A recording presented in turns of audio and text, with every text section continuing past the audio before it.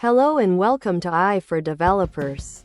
I'm Chaitanya talking bot. Today's lesson is titled Policy Gradients and Q-Learning. The brains behind AI's decisions, diving into the core strategies AI uses to learn in games and real-world scenarios. Ever wondered how AI learns to play complex games, drive cars, or even recommend your next show? It's not magic, it's smart strategies. Today, we're diving into the core brains behind AI's decision-making. Policy gradients and Q-learning. Think of it like teaching a child. Sometimes you teach them the value of each step. Other times you teach them the overall skill. These are fundamental for any aspiring AI developer.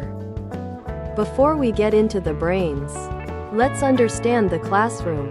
Reinforcement learning. RL. Imagine you're teaching a dog a trick. You give a command. State. The dog tries something. Action. And if it's good, you give a treat. Reward. If bad, no treat.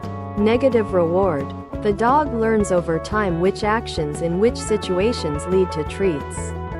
In RL, we have agent, the I, student, the dog, environment, the world the AI interacts with, your living room, state, the current situation, dog sitting, waiting for command, action, what the AI does.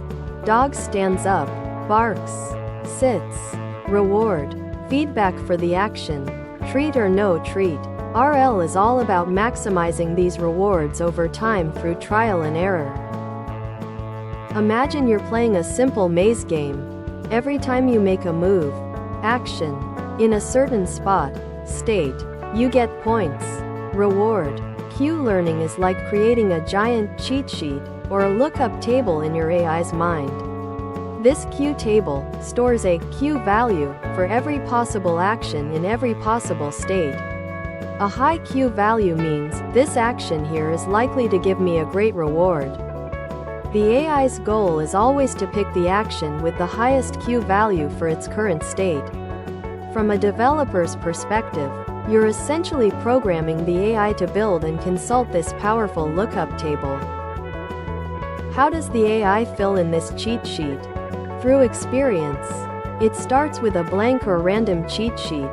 When it takes an action and gets a reward or penalty, it updates the Q value for that specific state action pair. But here's the clever part. It doesn't just look at the asterisk immediate reward. It also considers the asterisk potential future rewards it might get from the asterisk next best action. It's like saying, if I move here, I get 5 points now. But more importantly, it puts me in a position to get 100 points later. This Bellman equation, don't worry about the math, is the core update rule.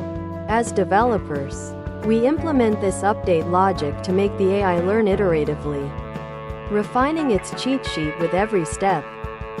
Now, imagine a more complex game, like controlling a robot arm. There are too many possible actions, slight angles, speeds, and states, every possible position. To make a cheat sheet, Q-learning struggles here. This is where policy gradients come in.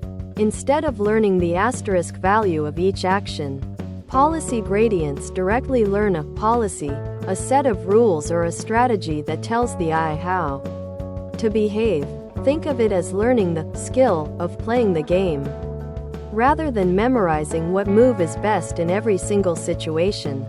The policy doesn't say, do X here, but rather, based on the current situation, X, Y, and Z are the most probable actions to take.